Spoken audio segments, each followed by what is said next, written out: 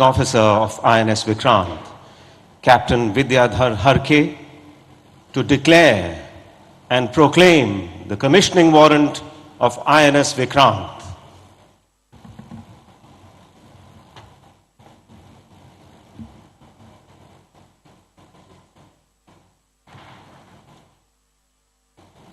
Commissioning आदेश। जबकि भारत सरकार ने भारतीय नौसेना पोत विक्रांत को कमीशन करने का निर्णय लिया है, आपको यह निर्देश दिया जाता है कि आप आगे बढ़ के इस युद्ध पोत को सितंबर 2022 के दूसरे दिन पर कमीशन करें अथवा परिस्थिति अनुसार शीघ्र कमीशन करें। भारतीय नौसेना पोत विक्रांत को ध्वज अधिकारी दक्षिण नौसेना कमान के द्वारा प्रशासित किया जाएगा। मेरे द्वारा जारित 2 सितंबर 2022। हस्ताक्षर आर हरिकुमार, एडमिरल, नौसेना अध्यक्ष।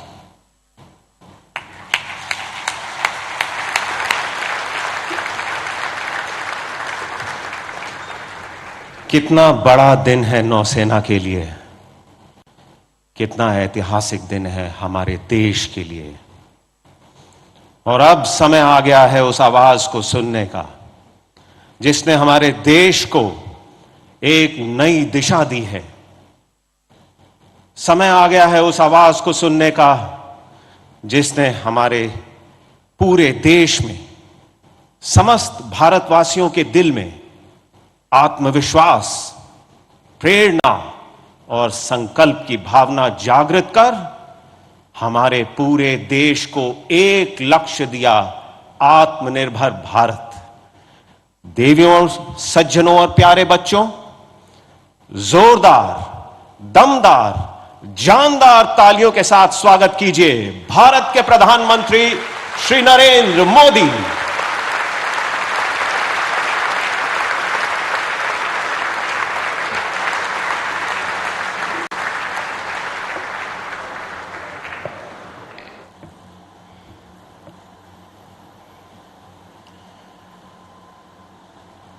इस ऐतिहासिक कार्यक्रम में उपस्थित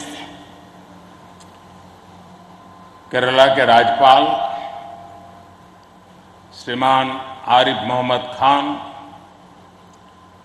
केरल के मुख्यमंत्री श्रीमान पिनाराई विजयन जी, देश के रक्षा मंत्री श्रीमान राजनाथ सिंह जी,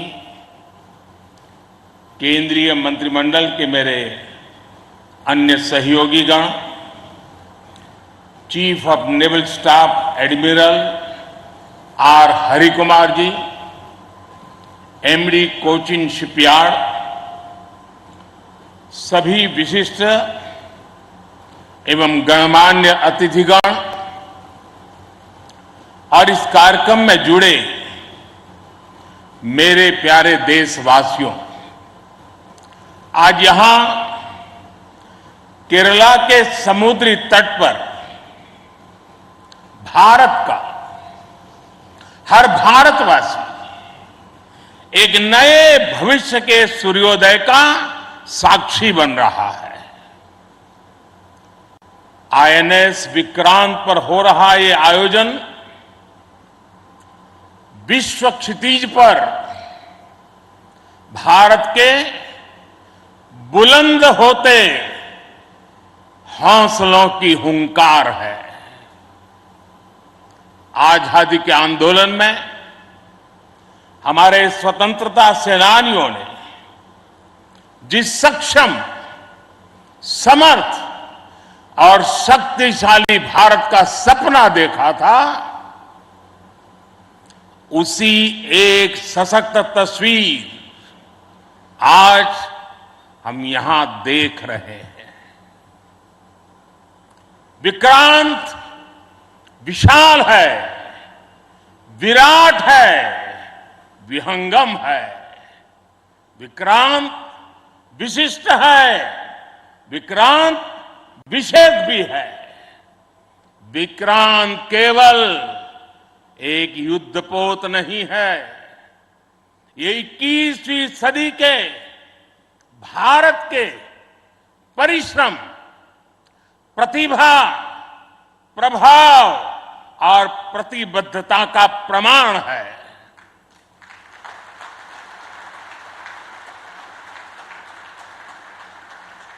यदि लक्ष्य दुरंत है, यात्राएं दिगंत है, समंदर और चुनौतियां अनंत है, तो भारत का उत्तर है विक्रांत।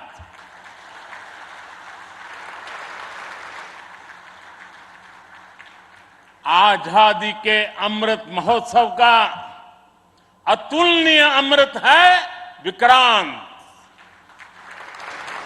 आत्मनिर्भर होते भारत का अद्वितीय प्रतिबिंब है विक्रांत। ये हर भारतीय के लिए गर्व और गौरव का अनमोल अवसर है। ये हर भारतीय का मान, स्वाभिमान बढ़ाने वाला अवसर है। मैं इसके लिए हर एक देशवासी को बधाई देता हूं। साथियों, लक्ष्य कठिन से कठिन क्यों न हो, चुनौतियां बड़ी से बड़ी क्यों न हो,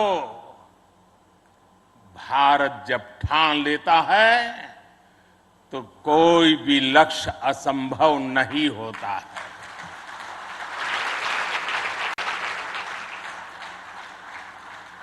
आज भारत विश्व के उन देशों में शामिल हो गया है जो स्वदेशी तकनीक से इतने विशाल एयरक्राफ्ट कैरियर का निर्माण करता है। आज आईएनएस विक्रांत ने देश को एक नए विश्वास से भर दिया है। देश में एक नया भरोसा पैदा कर दिया है। आज विक्रांत को देखकर समंदर की ये लहरें आह्वान कर रही है, अमर्त्य वीर पुत्र हो, अमर्त्य वीर पुत्र हो, दृढ़ प्रतिज्ञ सोच लो, प्रशस्त पुण्य पंथ है, प्रशस्त पुण्य पंथ है। बढ़े चलो, बढ़े चलो, बढ़े चलो।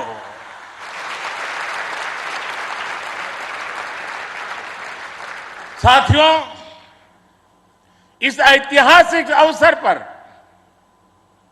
मैं भारतीय नौसेना का कोचिन शिपयार्ड के सभी इंजीनियर्स, वैज्ञानिकों और मेरे श्रमिक भाई बहनों का अभिनंदन करता हूं, जिन्होंने इस सपने को साकार किया है। केरला की पुण्य भूमि पर देश को ये उपलब्धि एक ऐसे समय पर मिली है जब ओणम का पवित्र पर्व भी चल रहा है। मैं सभी देशवासियों को इस अवसर पर ओणम की हार्दिक शुभकामनाएं भी देता हूं। साथियों, आईएनएस विक्रांत के हर भाग की अपनी एक खूबी है,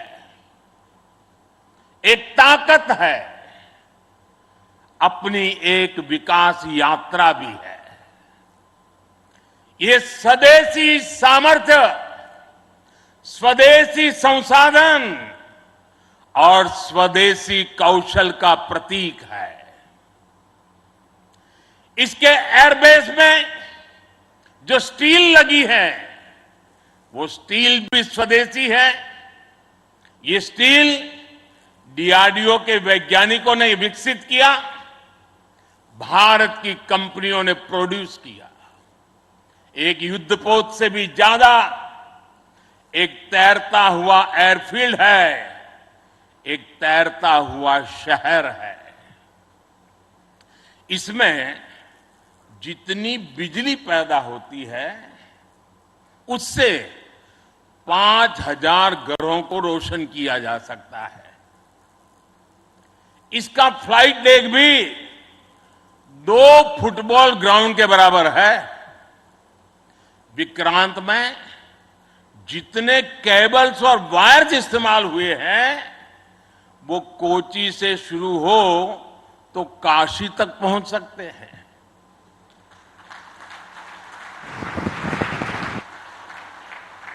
ये जटिलता हमारे इंजीनियर्स की जीवटता का उदाहरण है। मेगा इंजीनियरिंग से लेकर नैनो सर्किट्स तक पहले जो भारत के लिए अकल्पनीय था वो हकीकत में बदल रहा है। साथियों, इस बार स्वतंत्रता दिवस पर मैंने लाल किले से पंच प्राण का आह्वान किया और हमारे हरि जी ने भी इसका उल्लेख किया। इन पंच प्राणों में पहला प्राण है विकसित भारत का बड़ा संकल्प, दूसरा प्राण है गुलामी की मानसिकता का संपूर्ण त्याग, तीसरा प्राण है अपनी विरासत पर गर्व, चौथा और पांचवा प्राण है देश की एकता, एकजुटता और नागरिक कर्तव्य। आईएनएस विक्रांत के निर्माण और इसकी यात्रा में हम इन सभी पंच प्राणों की ऊर्जा को देख सकते हैं। आईएनएस विक्रांत इस ऊर्जा का जीवन संयंत्र है। अभी तक इस तरह के एयरक्राफ्ट कैरियर केवल विकसित देश ही बनाते थे। आज भारत ने इस लीग में शामिल होकर विकसित राष्ट्र की दिशा में एक और कदम बढ़ा दिया है। साथियों, जल परिवहन के क्षेत्र में भारत का बहुत गौरवमयी इतिहास रहा है। हमारी समृद्ध विरासत रही है। हमारे यहां नौकाओं और जहाजों से जुड़े श्लोकों में बताया गया है, दीर्घिका तरणी ही लोला गत्वरा गामिनी तरीही जंगाला प्लाविनी चैव धारिणी वेगिनी तथा। ये हमारे शास्त्रों में इतना वर्णन है। दीर्घिका, तरुणी लोला, गत्वरा, गामिनी, जंगाला, प्लाविनी, धारिणी, वेगिनी हमारे यहां जहाजों और नौकाओं के अलग अलग आकार और प्रकार होते थे। हमारे वेदों में भी नौकाओं, जहाजों और समुद्र से जुड़े कितने ही मंत्र आते हैं। वैदिक काल से लेकर गुप्त काल और मौर्य काल तक भारत के समुद्री सामर्थ्य का डंका पूरे विश्व में बजता था। छत्रपति वीर शिवाजी महाराज ने इस समुद्री सामर्थ्य के दम पर ऐसी नौसेना का निर्माण किया जो दुश्मनों की नींद उड़ाकर रखती थी। जब अंग्रेज भारत आए तो वो भारतीय जहाजों और उनके जरिए होने वाले व्यापार की ताकत से घबराए रहते थे। इसलिए उन्होंने भारत की समुद्री सामर्थ्य की कमर तोड़ने का फैसला लिया। इतिहास गवाह है कि कैसे उस समय ब्रिटिश संसद में कानून बनाकर भारतीय जहाजों और व्यापारियों पर कड़े प्रतिबंध लगाए दिए गए थे। भारत के पास प्रतिभा थी, अनुभव था, लेकिन हमारे लोग इस कुटिलता के लिए मानसिक रूप से तैयार नहीं थे। हम कमजोर पड़े और उसके बाद गुलामी के कालखंड में अपनी ताकत को धीरे धीरे भुला बैठे। अब आजादी के अमृत काल में भारत अपनी उस खोई हुई शक्ति को वापस ला रहा है। उस ऊर्जा को फिर से जगा रहा है। साथियों, आज 2 सितंबर 2022 की ऐतिहासिक तारीख को इतिहास बदलने वाला एक और काम हुआ है। आज भारत ने गुलामी के एक निशान, गुलामी के एक बोझ को अपने सीने से उतार दिया है। आज से भारतीय नौसेना को एक नया ध्वज मिला है। अब तक भारतीय नौसेना के ध्वज पर गुलामी की पहचान बनी हुई थी, लेकिन अब आज से छत्रपति शिवाजी महाराज से प्रेरित नौसेना का नया ध्वज समंदर और आसमान में लहराएगा।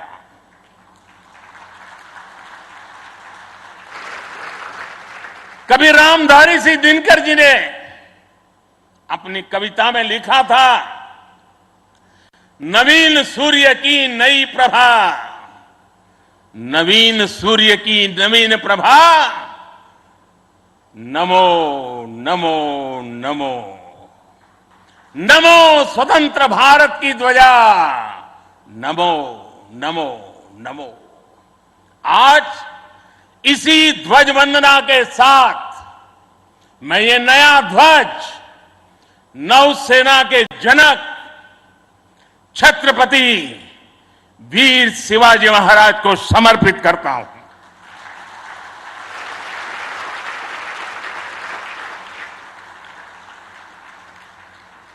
मुझे विश्वास है भारतीयता की भावना से ओतप्रोत ये नया ध्वज भारतीय नौसेना के आत्मबल और आत्मसम्मान को नई ऊर्जा देगा। साथियों, हमारी सेनाओं में किस तरह बदलाव आ रहा है, उसका एक और अहम पक्ष मैं सभी देशवासियों के सामने रखना चाहता हूं। विक्रांत जब हमारे समुद्री क्षेत्र की सुरक्षा के लिए उतरेगा तो उस पर नौसेना की अनेक महिला सैनिक भी तैनात रहेगी। समंदर की अथाह शक्ति के साथ असीम महिला शक्ति ये नए भारत की बुलंद पहचान बन रही है। मुझे बताया गया है कि अभी नेवी में करीब 600 महिला ऑफिसर्स हैं, लेकिन अब इंडियन नेवी ने अपनी सभी शाखाओं को महिलाओं के लिए खोलने का फैसला किया है। जो पाबंदियां थी वो अब हट रही है। जैसे समर्थ लहरों के लिए कोई दायरे नहीं होते, वैसे ही भारत की बेटियों के लिए भी अब कोई दायरे या बंधन नहीं है।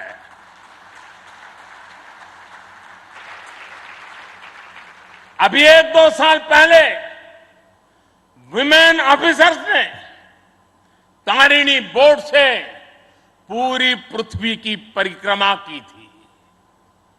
आने वाले समय में ऐसे पराक्रम के लिए कितनी ही बेटियां आगे आएगी, दुनिया को अपनी शक्ति से परिचित करवाएगी।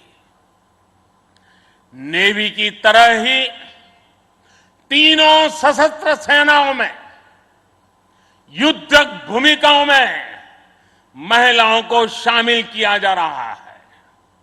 उनके लिए नई जिम्मेदारियों के रास्ते खोले जा रहे हैं। साथियों, आत्मनिर्भरता और आजादी को एक दूसरे का पूरक कहा जाता है। जो देश जितना किसी दूसरे देश पर निर्भर है, उतना ही उसके लिए संकट है। जो देश जितना आत्मनिर्भर है, वो उतना ही सशक्त है। कोरोना के संकट काल में हम सभी ने आत्मनिर्भर होने की इस ताकत को देखा है, समझा है, अनुभव किया है। इसलिए आज भारत आत्मनिर्भर होने के लिए पूरी शक्ति से काम कर रहा है। आज अगर अथाह समंदर में भारत की ताकत का उद्घोष करने के लिए आईएनएस विक्रांत तैयार है, तो अनंत आकाश में यही गर्जना हमारे तेजस कर रहे हैं। इस बार 15 अगस्त को पूरे देश ने लाल किले से स्वदेशी तोप की हुंकार भी सुनी है। आजादी के 75 साल बाद सेनाओं में रिफॉर्म करके भारत अपनी सेनाओं को निरंतर आधुनिक बना रहा है, आत्मनिर्भर बना रहा है। हमारी सेनाओं ने ऐसे उपकरणों की एक लंबी लिस्ट भी बनाई है, जिनकी खरीद अब स्वदेशी कंपनियों से ही की जाएगी। डिफेंस सेक्टर में रिसर्च और डेवलपमेंट के लिए 25% बजट भी देश की यूनिवर्सिटीज और देश की कंपनियों को ही उपलब्ध कराने का निर्णय लिया गया है। तमिलनाडु और उत्तर प्रदेश में 2 बड़े डिफेंस कॉरिडोर भी विकसित हो रहे हैं। डिफेंस सेक्टर में आत्मनिर्भरता के लिए उठाए जा रहे इन कदमों से देश में रोजगार के अनेकों नए अवसर पैदा हो रहे हैं। साथियों, एक बार लाल किले से मैंने नागरिक कर्तव्य इसकी भी बात कही है। इस बार मैंने उसको दोहराया भी है। बूंद बूंद जल से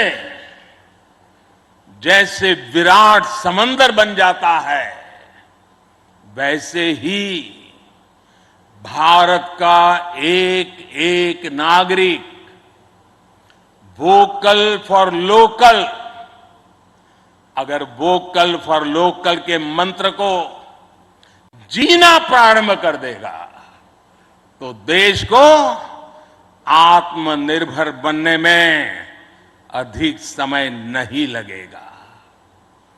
जब सभी देशवासी लोकल के लिए वोकल होंगे, तो उसकी गूंज सिर्फ भारत में ही नहीं, बल्कि पूरी दुनिया में सुनाई देगी। और देखते ही देखते दुनिया के जो भी मैन्युफैक्चरर होंगे, उनको भी मजबूरन भारत में आकर के मैन्युफैक्चरिंग के रास्ते पर चलना पड़ेगा। ये ताकत एक एक नागरिक के अपने आप में तजुर्बे में है। साथियों, आज जिस तेजी से वैश्विक परिवेश बदल रहा है, वैश्विक परिदृश्य बदल रहा है, उसने विश्व को मल्टीपोलर बना दिया है। इसलिए आने वाले समय में भविष्य की गतिविधियां और सक्रियता का केंद्र कहां होगा, ये भविष्य दृष्टि बहुत जरूरी हो जाती है।